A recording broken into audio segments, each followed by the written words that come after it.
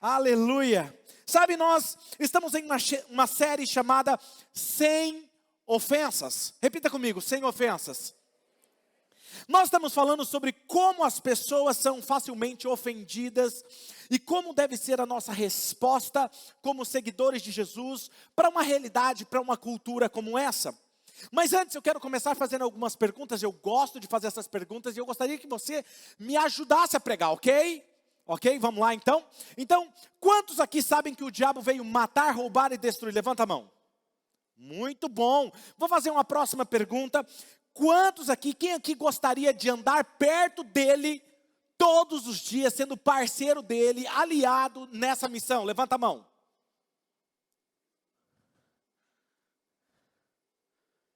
Ok, acredito que ninguém.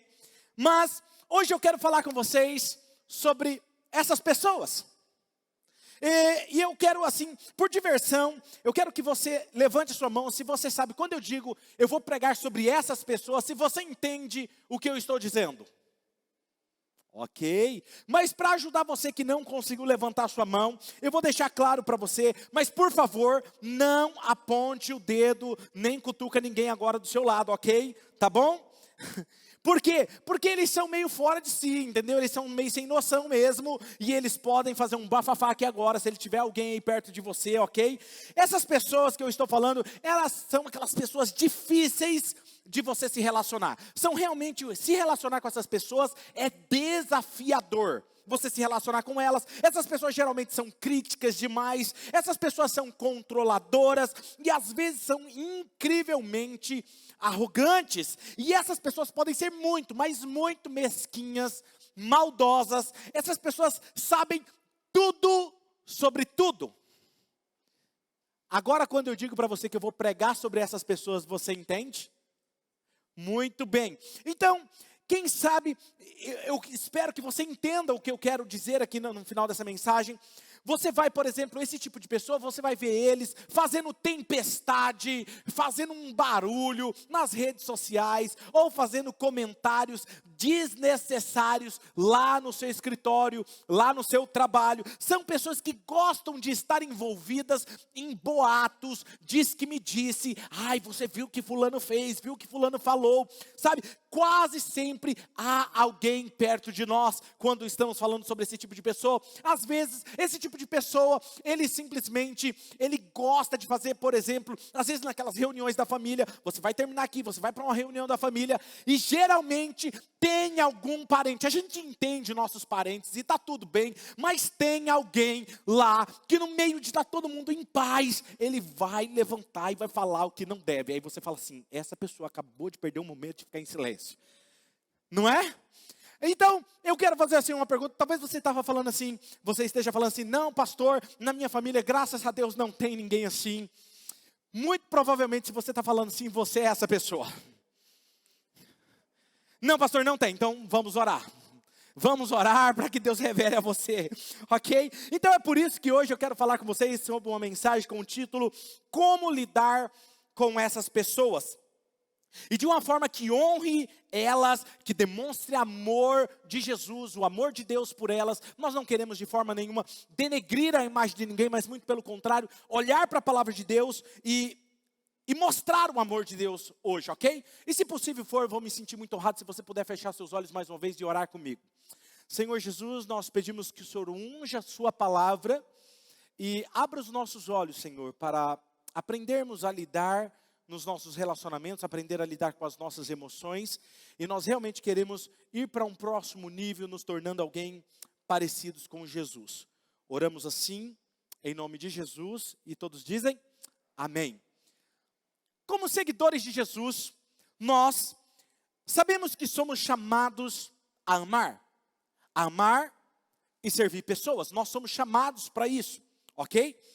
E é certo que algumas dessas pessoas, elas são um pouquinho mais difíceis de ser amadas, vamos dizer assim, né? Porque hoje, como nunca antes, está mais tenso, está mais difícil de amar as pessoas. Talvez você diga, em um comentário você vai ver alguém dizendo assim, poxa, mas no meu tempo as pessoas não eram assim. cheia de mimimi, cheia de conversas, tudo é ferro e fogo, não é? Você vai ouvir esse tipo de comentário, porque realmente nós estamos vivendo em um mundo cheio de complicações e muita tensão.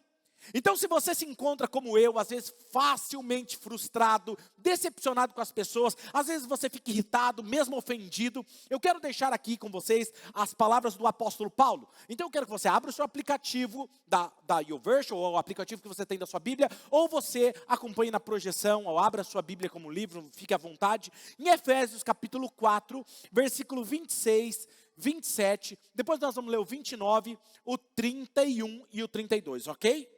Então vamos lá, o texto diz assim, ó. Se vocês ficarem com raiva, não deixem que isso faça com que pequem, e não fiquem o dia inteiro com raiva. Não deem ao diabo oportunidade para tentar vocês. Não digam palavras que fazem mal aos outros, mas usem apenas palavras boas que ajudem os outros a crescer na fé. Diga comigo, crescer na fé. E a conseguir o que necessitam, para que as coisas que vocês dizem façam bem aos que ouvem. 31. Abandonem toda a amargura, todo ódio e toda raiva. Nada de gritarias, insultos e maldades. 32. Pelo contrário, sejam bons. Diga comigo, bons. Atenciosos. Diga comigo, atenciosos. Uns para com os outros. E olha só, ele continua dizendo, e perdoem uns aos outros, assim como Deus, por meio de Cristo, perdoou vocês. Vamos começar meditando sobre o conjunto de textos que nós acabamos de ler, uma parte das escrituras da carta de Paulo aos Efésios.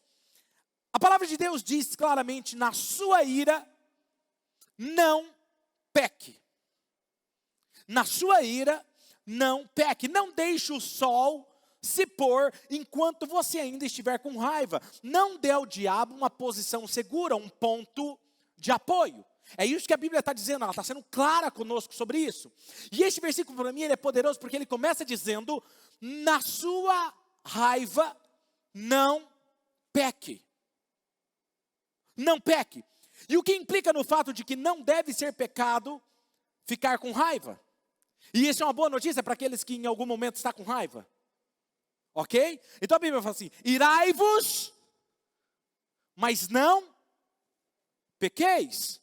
Ou seja, se irar, ficar com raiva, não é pecado. Faz parte das emoções que Deus colocou em você. Ok? Mas você não pode permitir que nesse âmbito da raiva, você peque. E as chances são de que você pode se irar em algum momento hoje. Por exemplo, talvez saindo do estacionamento, um irmãozinho daqui abençoado vai frear bem na sua frente na hora errada. E aí você vai fazer o quê? Deus te abençoe, irmão. Que a graça e a paz de Cristo vá com você. Mas eu gosto de ser prático, como eu digo para vocês, e eu vejo aquela novela mexicana quando eu estou lendo a Bíblia. Aí eu imagino alguém no trânsito.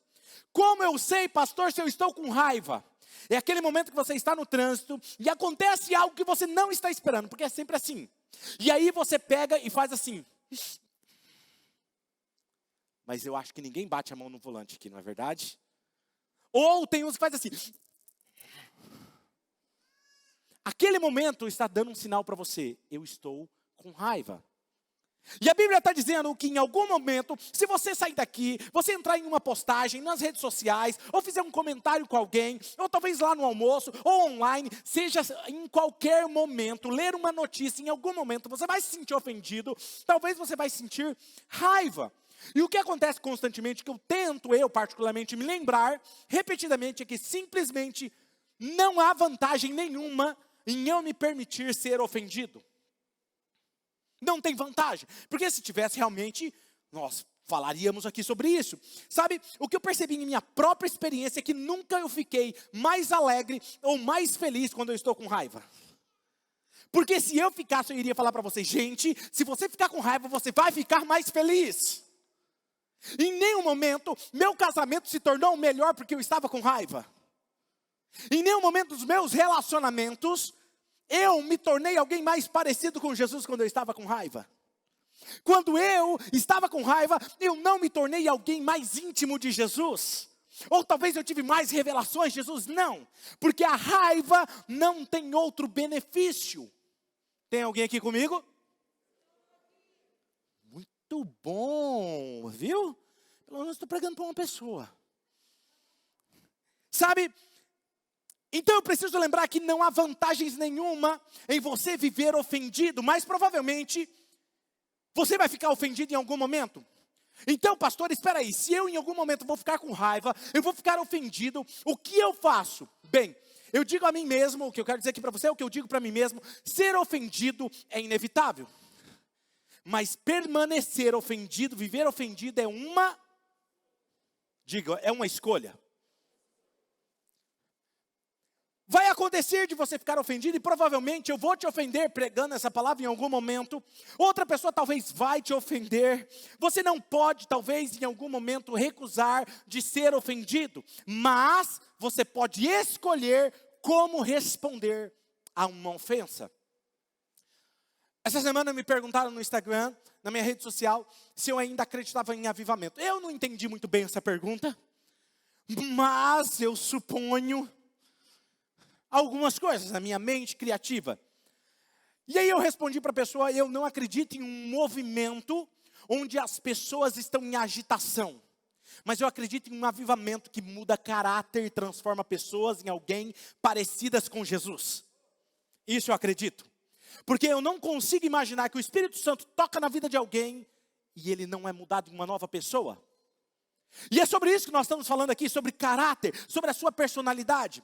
Sabe, eu quero que você entenda que se você se apegar à sua raiva, e se você está sempre alimentando essa ofensa em você, e se você está mexendo na ferida, o que você realmente está fazendo é dar ao diabo um lugar para ele. Um ponto de apoio. Você está dando para Satanás, o pai da mentira, o príncipe das trevas, você está dando a ele, as escrituras chamam de controle para a sua vida. Você está dando para ele um ponto de apoio. E eu fui pesquisar um pouquinho sobre essa questão de ponto de apoio. Eu fiz algumas pesquisas. E sempre que eu pensei em apoio, eu não sei se você já brincou assim com os seus irmãos, mas na minha época, é que eu saía correndo atrás da minha irmã, querendo pegar ela, e ela entrava e fechava a porta do quarto, e aí o que eu fazia? Colocava o pé. Que a porta fica forçando porque você tem um ponto de apoio. Quem está me entendendo? E quando você tem um ponto de apoio, a porta não passa dali. Ou eu pensava em ponto de apoio, quando você está fazendo uma escalada, moleque gosta de escalar, não é? Aí você procura um buraco, uma fenda no muro, para você colocar o pé no tijolo e se apoiar e subir. E eu entendia que isso era ponto de apoio. Mas eu fui descobrindo que a palavra usada aqui no grego, a palavra é topos. E essa palavra topos, que significa literalmente um lugar, um espaço geográfico, uma sala. O que o texto está dizendo é que quando você guarda a raiva, quando você guarda a ofensa, você está dando um quarto da sua vida para Satanás. Você está tendo ele como hóspede e não se dá conta. É sério, não é?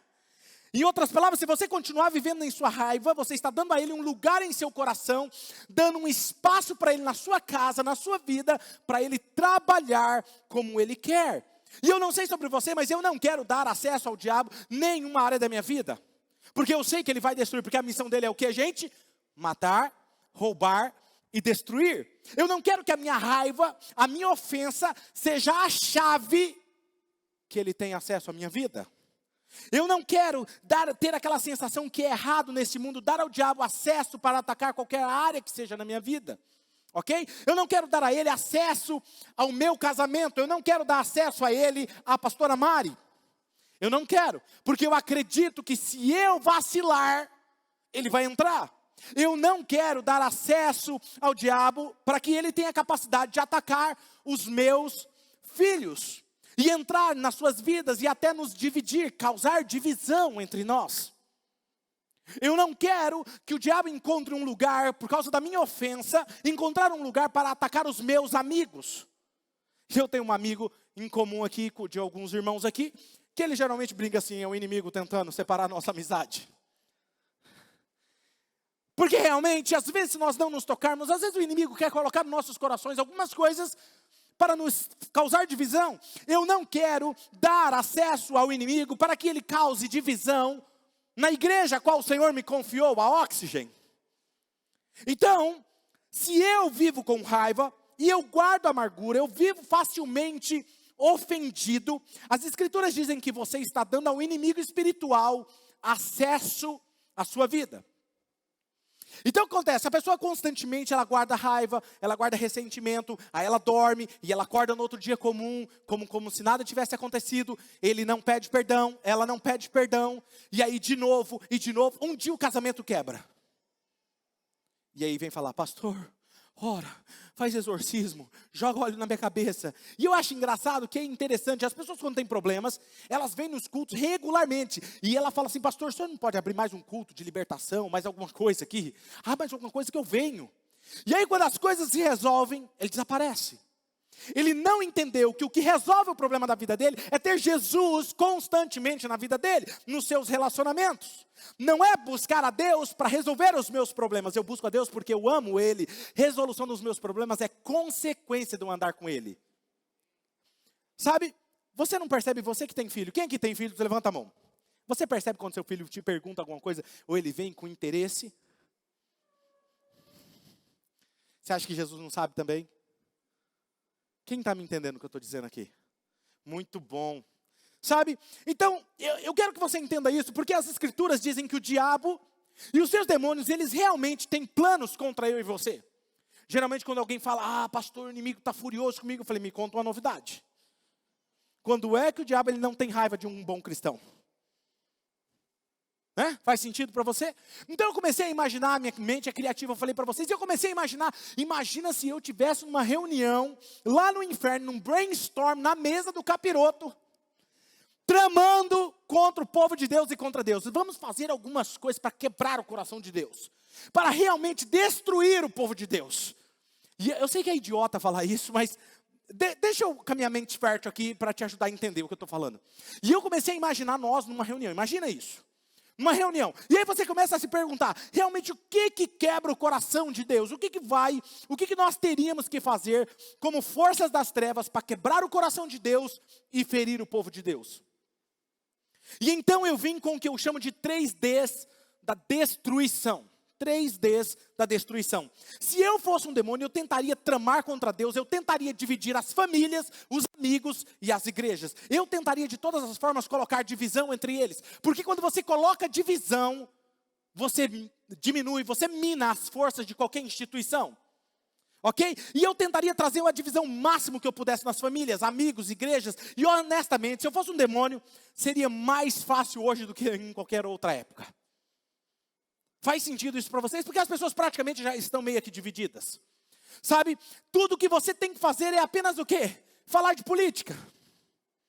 Começa a falar de política, faz um teste. Mas em nome de Jesus, não continue a conversa. Se você quer continuar com os seus relacionamentos saudáveis. Toca no assunto de política. Fala assim, então, eu sou desse partido. Você vai ver o que acontece. Vai por mim. É só você falar um pouquinho de vacina. Divisão racial, social, começa a falar sobre isso. Faz um mal entendido, eu colocaria mal entendido no coração das pessoas. Eu fazia a pessoa falar uma coisa e a outra entender outra. Opiniões muito tóxicas. Não, eu quero dar minha opinião é essa. Você pode jogar algumas coisas sobre vacina, como eu disse para você. Não, eu acho que não tem que tomar vacina. A outra, não, eu acho que tem que tomar vacina. Não, eu tenho que ter passaporte da vacina. A outra, não tem que ter. O presidente tem que tomar, o presidente não tem que tomar. Você acha que isso daria uma boa discussão ou não? Porque nas redes sociais está bombando esses trends. Faz sentido isso para vocês? E se eu fosse um demônio, eu pensaria dessa forma. Se eu fosse ele, eu colocaria uma divisão entre os cristãos. Porque quando os cristãos estão unidos, é impossível de pará-los. Tudo que eles fazem dá certo. O próprio Deus reconheceu. Esse povo é um e nada pode parar eles. Deus reconheceu o poder da unidade. Então, se eu sou um demônio, o que eu faria? Colocaria divisão no meio dos cristãos. E eles se tornam o quê? Fracos, ineficazes. Eu tentaria dividir o corpo de Cristo. E a segunda coisa que eu faria era distrair os cristãos da sua missão.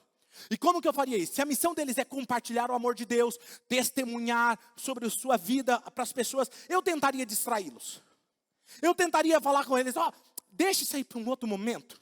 E como eu faria isso? Sabe? Eu os faria discutir por coisas banais. Eu os faria realmente discutirem por coisas estúpidas. Eu os faria ficar com raiva de algum pecado dentro da igreja. Ah, mas eu não acredito que aquela pessoa que eu odeio está vindo na igreja. E vai para onde? Que ótimo que aquela pessoa que você não gosta está vindo na igreja, porque é aqui onde Jesus pode transformá-la, amém? Agora tem umas pessoas solteiras, vamos uma palavrinha para os solteiros agora. Ele começa a namorar. Aí depois termina o relacionamento. Não vou mais na igreja, porque fulano está lá. Não vou no Oxygen One, porque ele está lá. Filha, que ótimo que ele está lá. Que ótimo que ela está lá. Porque é aqui onde ouve a palavra. E a palavra ela é como uma espada de dois gumes. Que corta para lá e corta para cá. Corta para o lado dele e corta para o seu lado também. Está cheio de gente que quer o quê? Ser parecido com Jesus. Adora Jesus, levanta a mão, adora Jesus. E aí ela fora daqui, ela é outra pessoa. Como se fosse uma pessoa carnal. Mais ligada ao mundo do que a Jesus. E diz, eu amo Jesus. Eu me encontro com Jesus. Ei, espera aí. Encontrar com Jesus e não sair transformado é difícil. Aliás, é impossível. Só se você não crê. Sabe o que quem está aqui comigo? Ótimo, a igreja voltou. Sabe, eu colocaria a igreja para reclamar sobre a última série da Netflix. Que está todo mundo falando mal. Eu também não concordo. Mas sempre tem aqueles que concordam. E aí eu viraria aquela discussão sobre a Netflix. Ou eu colocaria os cristãos para reclamar dos outros cristãos. Ou reclamar das outras igrejas. Não, porque eu não concordo com a igreja lá, você viu? O que a igreja lá está fazendo? Oi, a minha igreja é diferente. Esses são os famosos espirituosos. E se eu não conseguisse com as coisas normais que distraíssem eles, eu apenas usaria o Instagram. Você sabe o que é fácil você começa a se comparar com a vida dos outros. E você passa, e você fala assim, mas ele tem mais seguidor do que eu. Imagina Jesus preocupado, João Batista tem mais seguidores do que eu. E João Batista de repente começa a perder os seguidores, fala assim, o que está acontecendo? Eu estou perdendo para Jesus? Mas a gente quer ficar se comparando. E a gente começa a olhar para a vida do outro como padrão, em vez de olhar para Jesus como nosso padrão. Sabe? As pessoas ficam compartilhando vídeos de complicação, vídeos de conspiração. Ou talvez, sabe, se eu não achasse. Mesmo assim, sabe o que eu tentaria fazer? Eu tentaria fazer os pais ficarem desapercebidos com os filhos. Porque eu vou dividir a família. Aí o que eu faço? Não, o pai não precisa mais trazer os jovens na igreja. Não precisa trazer os seus filhos na igreja. Não fala para quem ir na igreja. Deixa eles no tempo deles. Deixa eu te falar uma coisa. Minha filha sai. Ela não é perfeita não, viu gente? Já vou falando, minha filha não é perfeita. E não espero perfeição dela não. E nem de mim. Mas uma coisa eu falo para ela. Não vai sair. Se não for para a igreja. Se não fizer devocional. Vai. Tem coisas mais importantes para aprender. Ela está aqui me ouvindo. Mas sabe o que nós fazemos? Nós deixamos os nossos filhos, que nós somos responsáveis, fazer o que eles querem. Deixa eu te fazer uma pergunta. Quantas festas ou quantas vezes seu filho saiu esse mês passado?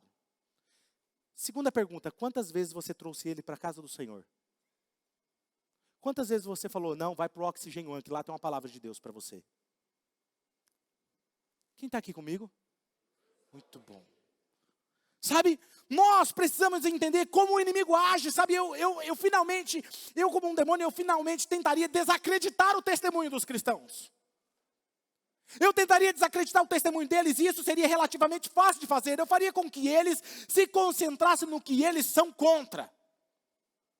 E eles começariam a ficar com raiva, discutiriam nas redes sociais, falariam, se comportariam de uma forma errada. E quando eles fossem falar de Jesus, alguém diria assim, mas você é cristão, mas eu desacreditaria o testemunho deles, porque se eu desacreditar o seu testemunho, sua eficácia é pequena.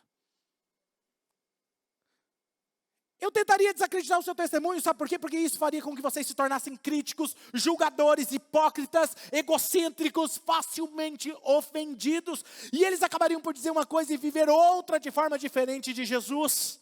e seu testemunho não teria eficiência nenhuma. E sabe? E quando eu olho para o mundo atual, eu vejo exatamente essa estratégia do inimigo funcionando. Ele está dividindo, separando famílias, quebrando testemunhos e quebrando igrejas. E vemos isso acontecendo o tempo todo. E é por isso que é uma parte desse versículo que eu não quero que você perca de forma alguma. Efésios capítulo 4, versículo 26 diz o seguinte. Nos diz isso, nos diz para não deixar o sol se pôr enquanto você ainda está com raiva. Não deixe o sol se pôr sobre a sua raiva. Em outras palavras, esse versículo está sugerindo algo poderoso. O dia da sua ferida também deve ser o dia da sua cura. Tem alguém aqui comigo?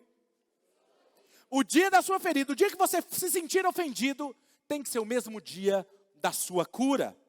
O mesmo dia em que alguém ofende você, deve ser o mesmo dia em que um seguidor de Jesus, você está trabalhando para trazer reconciliação nesse relacionamento. E é isso, honestamente tem sido um princípio que ajudou no meu casamento há mais de 21 anos. E eu dou graças a Deus pela pastora Mari, porque logo nos primeiros dias que a gente casou, ela chegou e teve uma conversa comigo. Ela falou assim, nós nunca vamos dormir com raiva. Aí tinha dias que a gente discutia, né, como tô casal. E esse negócio, depois a gente conversa. Amanhã, tô cansado. Não. Ei, filha, já teve dia que a gente virou a noite inteira. Não era orando, não. Quem dera fosse orando. Conversando. Quando olhava, 6 horas da manhã. Pensa numa discussão calorosa. Sabe? Perceba, não é... Eu não estou dizendo, não é ir para a cama brigados. É não dormir com raiva. Você sabe o que é interessante? É que, isso é uma observação, tá? É um comentário extra que eu quero fazer aqui. Mas aqueles que são casados aqui, quem é casado aqui, levanta a mão. Muito bom. Vocês vão entender perfeitamente agora o que eu quero dizer. Quando nós somos casados, tem algumas coisas que nós sabemos fazer. Nós entramos numa guerra, num jogo que tem pontuação. É verdade. E ninguém ensinou a gente a jogar. A gente aprende sozinho. Eu acho que nasce sabendo. A gente começa uma discussão, está com raiva no casamento, e você não aprende isso num curso pré-marital, você não aprende isso com um pastor, você não aprende isso em um curso, mas no momento que você entra num casamento, existem regras que não está escrita em lugar nenhum, mas você sabe como funciona. Então, por exemplo, existem maneiras que você sabe que se você fizer isso, você ganha pontos. Se você fizer isso, você perde pontos. Por exemplo, você sabe que quando você discute, você precisa dormir separado. E se você dormir separado, você ganha pontos. Dormir em outra cama, dormir no sofá. Essas coisas ninguém fala, né? Ou, de costa, quando você está de costa um para o outro. Quando nós estamos de costa, você está ganhando pontos. Tem um vídeo engraçado, eu quero que você assista esse vídeo.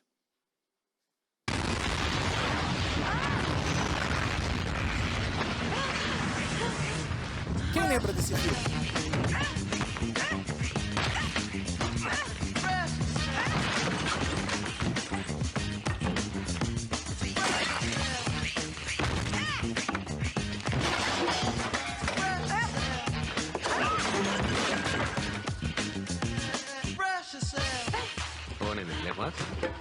O que eu estou querendo dizer é que tem alguns momentos no casamento que é mais ou menos isso.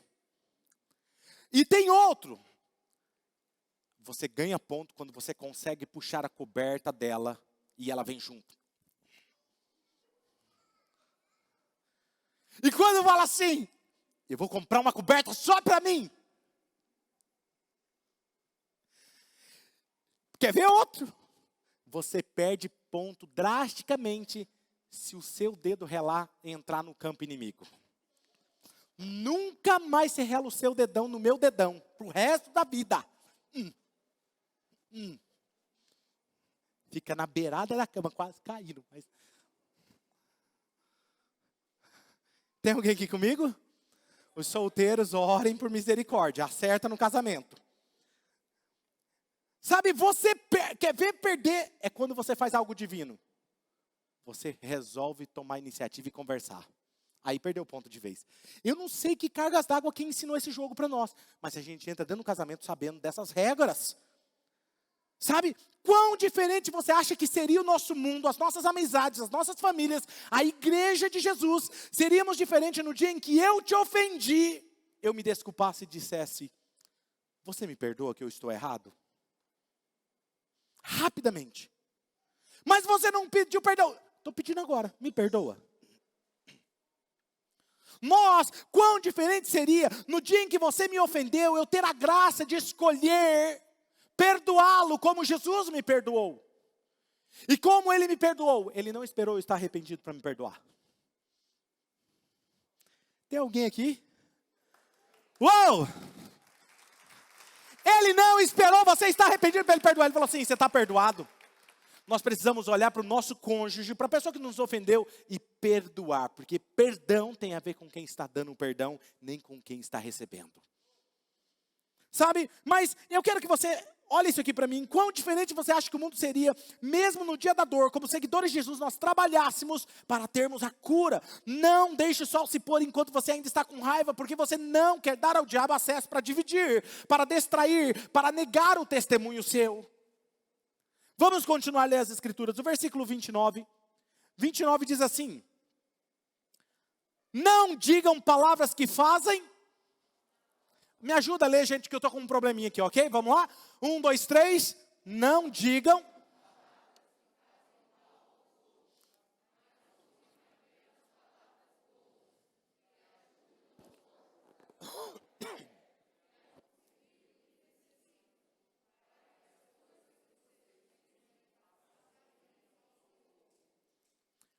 Como você vai com isso? Não deixe nada prejudicial sair da sua boca, sem depreciação, sem falar mal, sem criticar, sem fofocar, sem xingamentos, nem um bando de idiotas falando coisas bobeiras. Não deixe nada sair da sua boca. Alguém conhece isso aqui? O que é isso? É o que, gente? Fala mais alto que eu estou meio surdo hoje. Isso aqui é o quê? O que é isso aqui, ó? O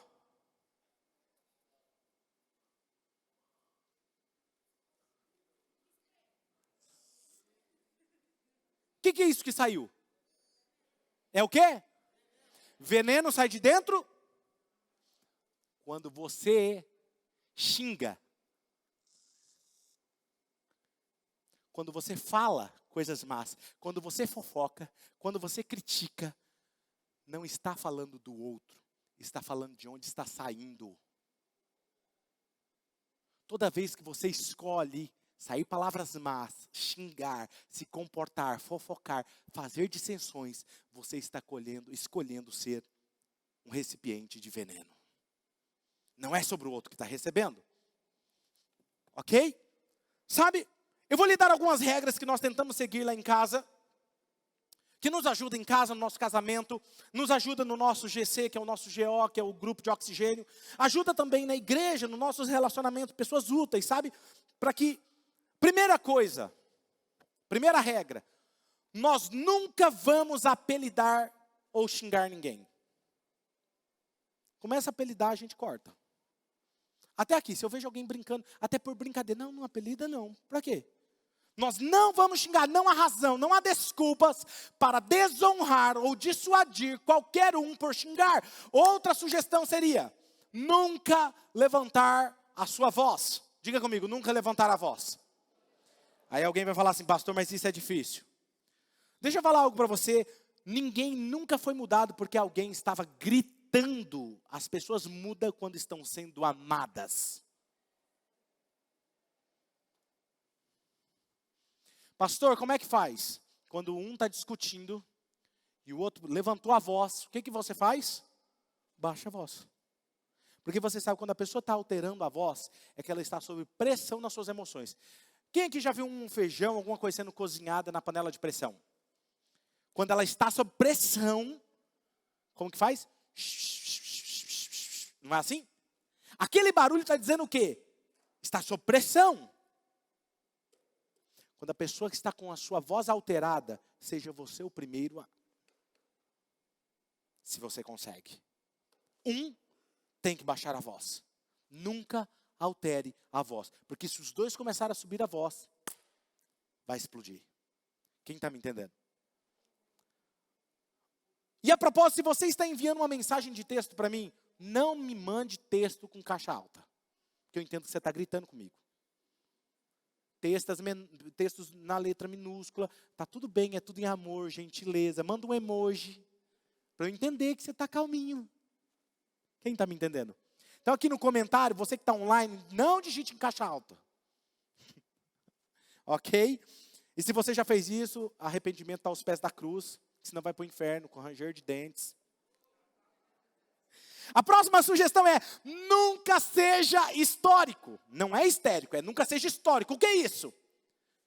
É quando você fala assim, lembra do que você fez lá atrás.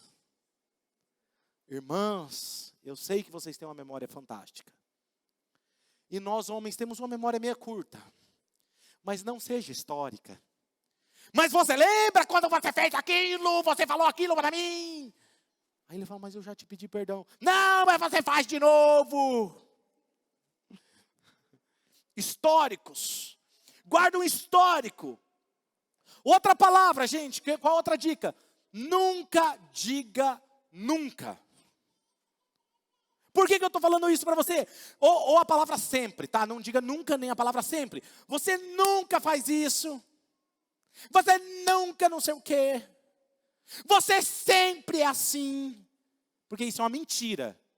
Isso é uma mentira. Não é sempre assim. Não é nunca fez isso. Os irmãos concordam comigo ou não? E as irmãs? Aí, ó, tá vendo? Não está aqui ouvindo eu pregar, em nome de Jesus. Vou ter que orar para trazer o povo de volta de novo.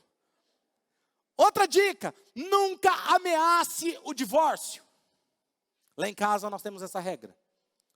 Teve 2 vezes no meu casamento, em 21 anos, que eu ameacei o divórcio. A primeira eu me arrependi. A segunda eu me arrependi amargamente. Mas nós temos um tratado lá em casa. Nunca o diabo encontrará uma palavra divórcio no nosso vocabulário. Porque no dia que ele encontrar no seu, ele vai encontrar um meio de concretizar isso. Tem alguém aqui comigo?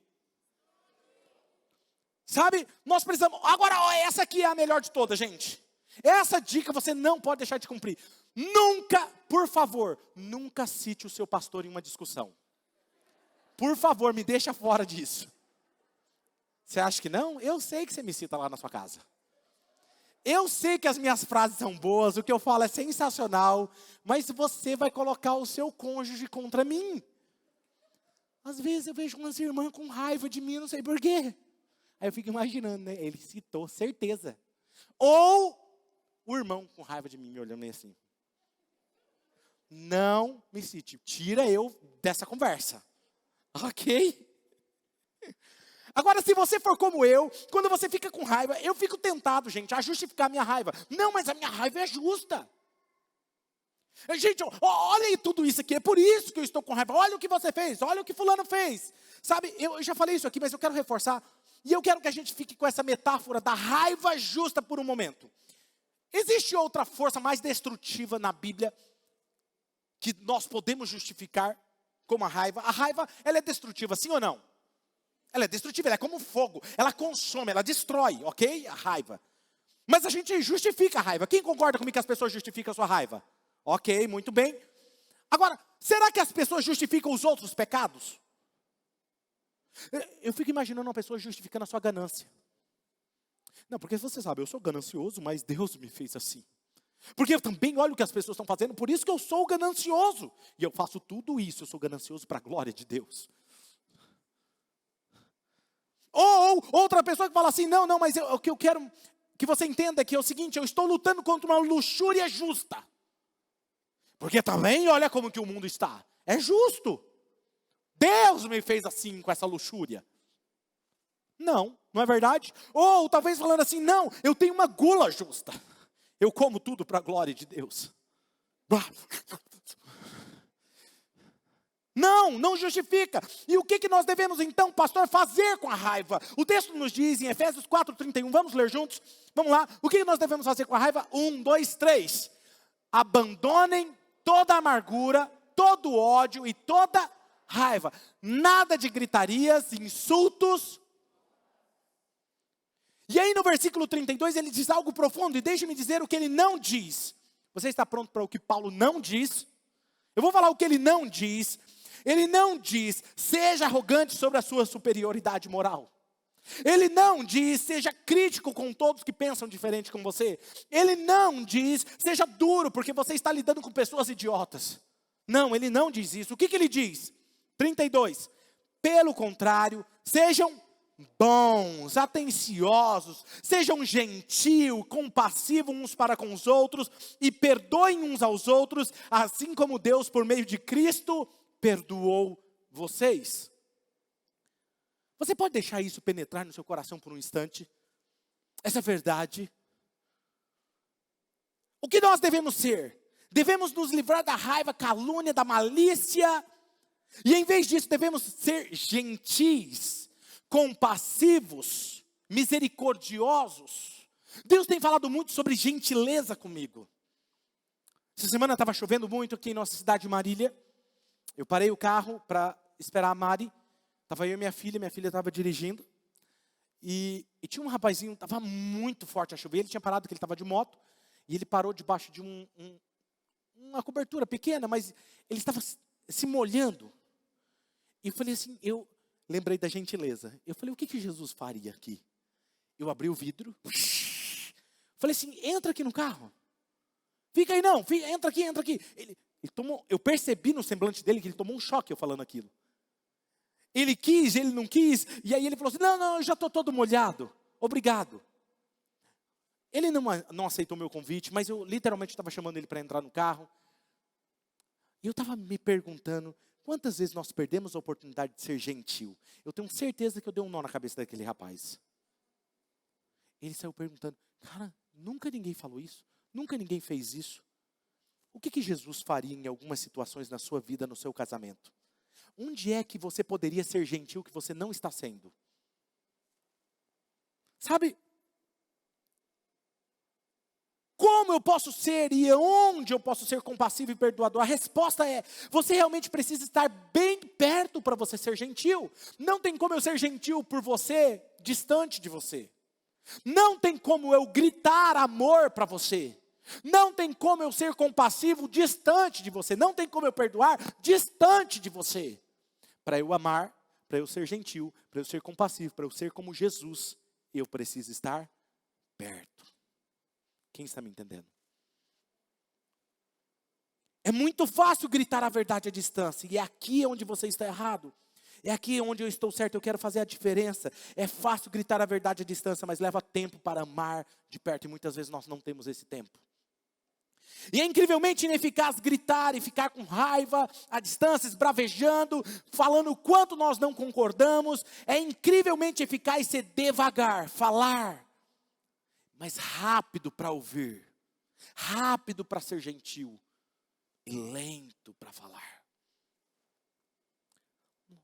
Vamos ser sinceros, nós não somos melhores do que nós estamos sendo até hoje. Nós somos melhores do que isso. Chegue perto, escute. Quando foi a última vez que você ouviu alguém que é incrivelmente diferente de você? E você amou essa pessoa? Ela é diferente. Ela pensa diferente de você. E você não a julgou, você não a criticou, mas você amou ela. É fácil lançar a verdade à distância, mas leva tempo e dá trabalho. Exige esforço amar alguém de perto. Alguém aqui tem um amigo que está sempre certo sobre todas as coisas? Ele sabe sobre tudo. Tudo ele sabe. Se você quer saber qual é o melhor carro a comprar, ele sabe. Se você quer saber qual é o melhor mecânico, ele sabe. Se você quer saber se deve tomar a vacina ou não, ele também sabe. Ele sabe tudo sobre a pandemia, porque só ele tem as fontes corretas. Ele sabe em quem você deve votar, porque ele sempre tem a posição correta dos políticos. Ele sabe qual igreja está certa e que a minha está errada. Porque ele sabe tudo sobre teologia. A minha teologia está errada. Ele sabe tudo. Talvez alguém está falando assim, nossa, o pastor Claudinei é amigo do meu amigo, né? Ele está falando ele. Alguns de vocês devem estar dizendo isso, mas eu comecei a pensar sobre isso. Será que eu também não sou alguém assim? Porque eu sou o cara do microfone. Eu venho aqui todo final de semana e digo para vocês o que vocês têm que fazer. Eu digo para vocês o que eu acredito está aqui na Bíblia. E onde está a linha para eu não ter superioridade sobre vocês? Desde que começou essa igreja eu digo, não acredite no que eu estou pregando. Eu não quero que você acredite no que eu estou pregando. E nunca acredite. Pegue a sua Bíblia e veja se o que eu estou falando está na sua Bíblia. Se estiver na Bíblia, faça. Se não tiver, fala assim, pastor, me desculpe, mas não está na Bíblia isso. Eu não quero que você me siga, eu quero que você siga o Jesus da Bíblia. Essa é a visão dessa igreja. Sempre vai ser assim. E a outra coisa que eu faço para fazer, equilibrar o meu coração com a vontade de Deus. Eu faço essa oração e eu te desafio a fazer ela. Salmo 139, versículo 23 e 24, que diz assim. Ó Deus, examina-me. Porque só um que estava orando comigo. 1, 2, 3. Ó Deus, examina-me e conhece o meu coração. Prova-me e conhece os meus pensamentos. Vê se há em mim algum pecado e guia-me pelo caminho eterno. Você já ousou fazer essa oração? Eu desafio você a fazer uma varredura de Deus no seu disco rígido do seu coração. Vê se há em mim, Senhor, algum pensamento ansioso. Vê se há em mim, me testa. Vê se há em mim alguma ofensa, algum pensamento ofendido. Deus, veja se há algum caminho ofensivo em mim. Conduza-me ao caminho da verdade. Seja gentil, compassivo, porque eu não quero dar ao diabo um lugar para ele na minha vida. Eu não quero que Satanás seja um hóspede da minha vida. Eu sei que a missão dele é o quê, gente? Quem aqui quer ser aliado dele? Então não dê um lugar da sua vida para ele agir. O que eu descobri foi isso, que ser ofendido é algo inevitável. Mas por causa da graça e da bondade de Deus, viver ofendido é uma escolha. E da mesma forma que eu fui perdoado, eu quero escolher ser mais misericordioso com as pessoas. Porque a Escritura diz, ei, se você ficar com raiva, não vá para a cama. Vamos levar isso adiante de Deus, vamos lidar com isso, porque não queremos dar espaço para o inimigo. E como seguidores de Deus, nós temos uma vocação superior. Nós não vamos gritar a verdade à distância, mas vamos nos levantar na vida das pessoas, vamos trabalhar em algumas áreas juntos. Porque nós sabemos, e sabe como nós vamos fazer isso?